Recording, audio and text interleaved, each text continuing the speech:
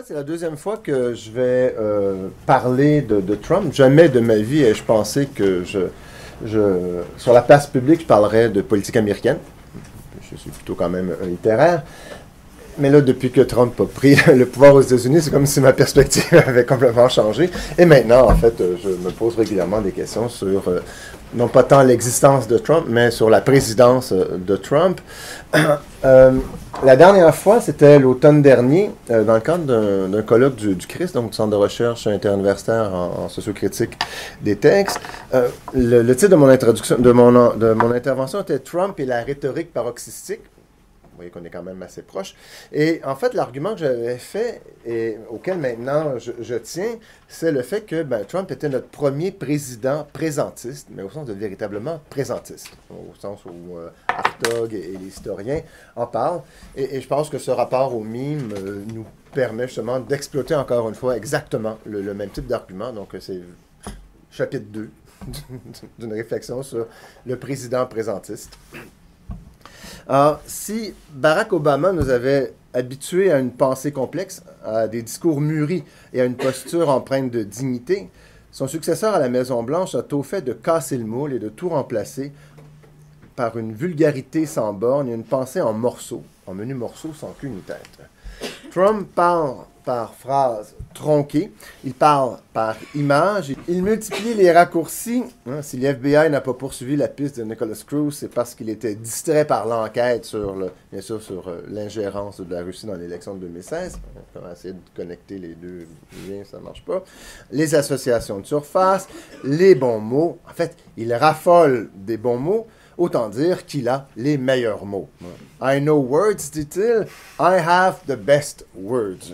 Impossible avec de telles déclarations de résister à l'envie de les reprendre, de les transformer, de leur associer des images et de les transmettre. Donc, d'en faire des mimes, évidemment. C'est un matériau de premier choix pour des mimes Internet. Alors, que ce soit Bigly, je ne vous en donne qu'une seule parce que vous avez juste à taper Bigly et mime et vous allez voir que ça défile et ça défile à l'écran. Fake news, no collusion, I'm really rich.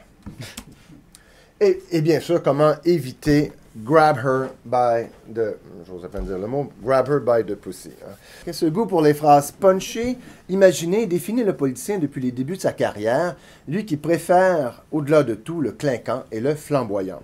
Qu'on se souvienne de sa phrase devenue célèbre « You're fired », déclamée à répétition sur The Apprentice, son émission de télé-réalité. Qu'une phrase aussi violente et antipathique, aux conséquences humaines et sociales dramatiques, on parle quand même d'un renvoi, là, symbole de la toute-puissance masculine, caucasienne et capitaliste, soit devenu un catchphrase amusant, dépasse encore l'entendement. « You're fired ». Le performatif, parce qu'on a là bel et bien un performatif qui a été comme institué par Trump, le performatif s'accompagne d'une dose d'arrogance et de mépris pour l'interlocuteur qui est renvoyé manu militari. L'autre, en fait, n'existe plus. Le « you're fired » l'annihile d'un seul coup, comme s'il s'agissait d'un anathème. Tu es banni, disparaît de ma vue, de notre vue, sort du cadre de l'écran, sort du cadre de notre société du spectacle. Ce n'est pas tant la violence vulgaire de la phrase qui choque que l'étalage complet du pouvoir qu'elle implique. Étalage qui est fait sans aucune retenue, sans aucune empathie pour le banni. C'est l'arrogance du pouvoir qui se sait inaccessible et qui réaffirme sa domination. Il est peut-être intéressant de comparer l'expression du bannissement dans The Apprentice avec sa contrepartie dans, là j'ai choisi une autre télé-réalité un peu au hasard, non pas vraiment, RuPaul's Drag Race. Hein? Pensez au Sashay Away de RuPaul. Donc à la fin de l'émission de télé-réalité, parce que c'en est une autre, même format, après une ultime compétition intitulée Lip Sync for Your Life, RuPaul annonce à la candidate gagnante Shantae You Stay et à la candidate qui a perdu Sashay Away. Ce n'est pas un ordre, c'est plutôt une invitation. L'objectif n'est pas d'annihiler le sujet, mais de lui permettre de quitter la scène en toute dignité.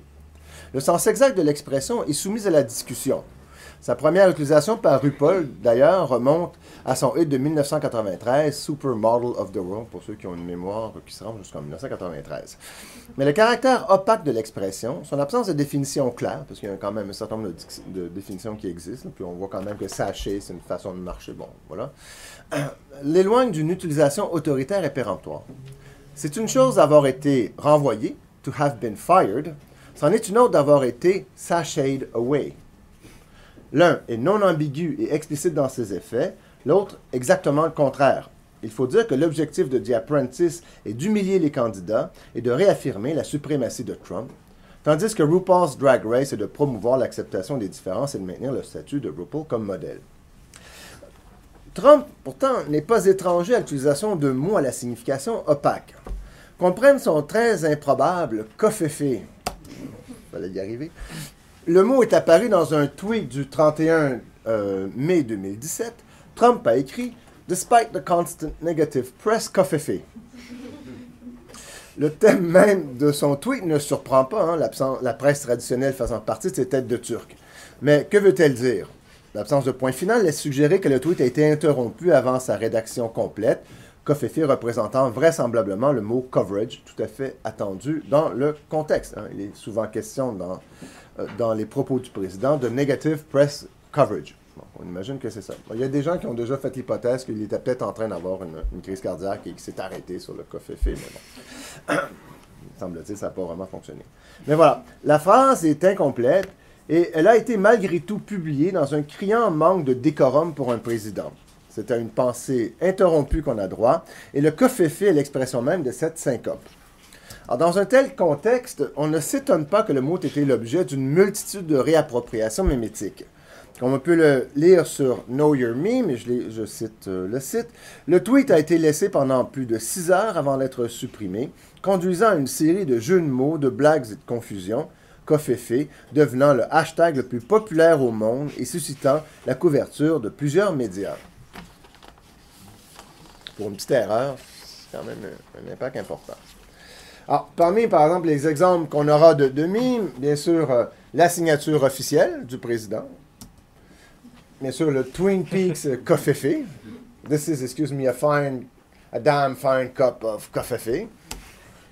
Évidemment, le Arrival coféfé.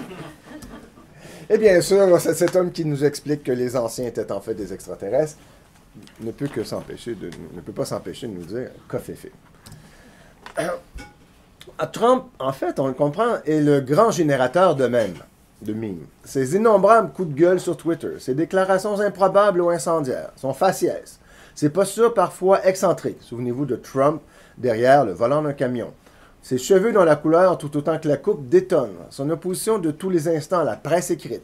Son ignorance des grands enjeux nationaux et internationaux. Son incapacité à faire des discours complexes, voire à compléter ses phrases. Ses poignées de main. La corruption complète de son entourage. Son narcissisme. Sa mesquinerie. Son goût du luxe et de la luxure constituent un matériau de choix pour une dissémination mimétique sur Internet.